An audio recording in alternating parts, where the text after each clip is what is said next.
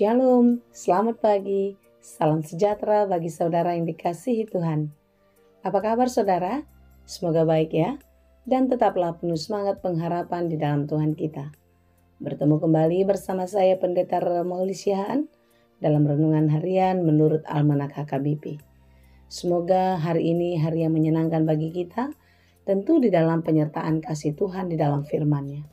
Oleh sebab itu saudara, mari kita siapkan hati untuk mendengar dan merenungkan firman Tuhan. Biarlah Roh Kudus menerangi hati dan pikiran kita, sehingga firman Tuhan bekerja dengan leluasa menuntun dan mengajar kita di dalam kehidupan. Marilah kita berdoa. Ya Allah Bapa yang Maha Baik, kami bersyukur atas penyertaan-Mu dalam hidup kami sampai hari ini. Jika hari-hari yang telah kami lalui dalam penyertaan Tuhan, tentu hari ini pun kami yakin dan percaya Tuhan akan menyertai. Oleh sebab itu kami mau Tuhan mengajar kami untuk dapat mengerti firman-Mu yang sebentar akan kami dengar. Mampukanlah kami untuk dapat melakukan firman Tuhan dengan setia di dalam kehidupan kami. Sehingga kami dapat menjalani hidup ini dengan baik dan kami mengerti dari setiap peristiwa yang terjadi, tangan Tuhan bekerja untuk kami. Berfirmanlah Engkau ya Tuhan, sebab kami telah siap mendengar. Kasih karunia dan damai sejahtera dari Allah Bapa Tuhan kita dan dari anaknya Tuhan Yesus Kristus dan Roh Kudus menyertai saudara sekalian. Amin. Firman Tuhan untuk kita pada hari ini yang ditetapkan menurut Almanak HKBP Selasa 3 Juni 2025 tertulis dalam kitab Mika 7 ayat 18. Dalam bahasa Batak dan bahasa Indonesia demikianlah dikatakan. Tung isema de bata songon ho, na marpamuati di dosa, jala na umbolus pangalausion ni partalian na tebay. Dang toktong ibana marsigomos marro nirimas, ay makalamohon asini rohado ibana. Siapakah Allah seperti Engkau yang mengampuni dosa dan yang memaafkan pelanggaran dari sisa-sisa miliknya sendiri, yang tidak bertahan dalam murkanya untuk seterusnya, melainkan berkenan kepada kasih setia. Demikianlah pembacaan firman Tuhan. Saudara-saudara yang dikasihi Tuhan, kehadiran Mika di tengah-tengah umat untuk menyuarakan suara Allah kepada umatnya, agar mereka bertobat, agar mereka berpaling kepada Tuhan. Di mana umat telah jatuh ke dalam dosa. Dan tentu tidak hanya umat itu saja. Para pemimpin dan nabi-nabi bangsa Israel pun telah jatuh ke dalam dosa. Mereka hidup dalam kerakusan. Mereka hidup dalam kesemena-menaan. Mereka jatuh pada penyembahan berhala. Saudara-saudara, Mika hadir menyuarakan apa yang diperintahkan Allah, supaya mereka berbalik dan kembali kepada Tuhan, meninggalkan cara hidup yang lama, meninggalkan dosa-dosa, dan kembali menyembah kepada Allah.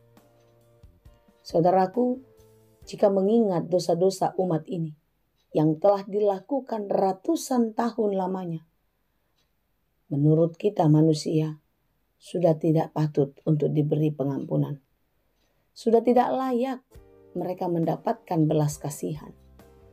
Tetapi lihatlah, begitu besarnya kasih Tuhan, begitu baiknya Ia memberikan kesempatan kepada umat Tuhan untuk datang dan bertobat.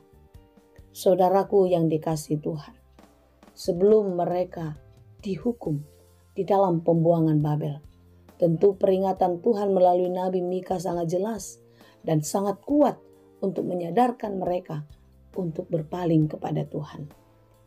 Dalam Mika 6 ayat 8 dikatakan, Hai manusia, telah diberitahukan kepadamu apa yang baik, dan apakah yang dituntut Tuhan daripadamu, selain berlaku adil, mencintai kesetiaan, dan hidup dengan rendah hati di hadapan Allahmu. Lihatlah saudara, peringatan-peringatan itu telah dilakukan agar bangsa ini menyadari apa yang telah mereka perbuat itu adalah salah, itu adalah perbuatan dosa. Sebab itu Tuhan memperingatkan umatnya melalui Mika agar mereka menyadarinya. Tetapi sebagaimana telah kita ketahui, bangsa ini adalah bangsa yang tegar tengkuk, yang keras kepala, yang hanya keinginannya saja yang harus mereka lakukan di dalam kehidupannya. Sehingga di dalam perjalanan bangsa Israel, mereka mendapatkan hukuman Tuhan. Mereka dibuang ke Babel menjadi budak bagi bangsa Babel pada waktu itu. Saudaraku yang dikasihi Tuhan, tetapi ketika kita melihat dalam renungan kita pada hari ini, ternyata Tuhan menghukum umatnya bukan membiarkan mereka supaya binasa. Tetapi di dalam penghukuman itu, di dalam penghakiman itu, mereka ditempa menjadi lebih baik. Dan di dalam hukuman itu, Tuhan sedang bekerja, mempersiapkan yang terbaik bagi umatnya dan akan menyatakan tepat pada waktunya. Sehingga Mika menyatakan betapa baiknya Tuhan, menyaksikan betapa maha kasihnya Tuhan itu. Siapakah Allah seperti engkau yang mengampuni dosa? Tuhan selalu memberi kesempatan dan yang memaafkan pelanggaran dari sisa-sisa miliknya sendiri.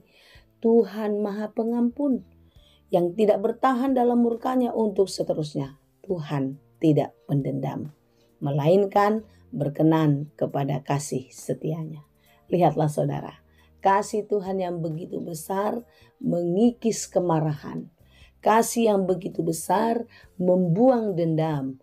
Kasih yang begitu besar memberi hati yang penuh pengampunan. Saudaraku yang dikasihi Tuhan, dari renungan kita hari ini kita belajar bahwasanya hidup ini harus berubah.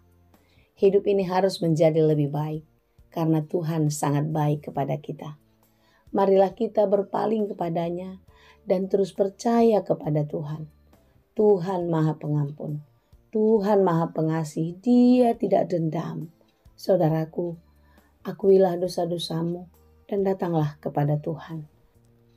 Dia akan memberikan pengampunan dan kelepasan bagi orang-orang yang berseru-seru dan mohon belas kasihan.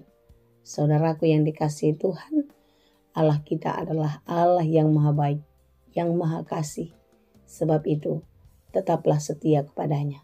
Jangan pernah berpaling hanya karena keadaan, hanya karena pergumulan. Tetapi setialah berpegang kepada Tuhan. Tuhan Yesus memberkati. Amin. Terima kasih Tuhan untuk firman-Mu hari ini. Terima kasih Bapa untuk setiap peringatanmu, membuat kami selalu percaya dan tetap setia kepada Tuhan. Bapa, kami tahu jika segala sesuatu terjadi dalam hidup kami tidak sesuai dengan apa yang kami harapkan, apa yang kami pikirkan, kami percaya di dalam itu semua Tuhan tetap bekerja. Tuhan akan selalu menjadikan yang baik bagi hidup kami, asalkan kami tetap percaya.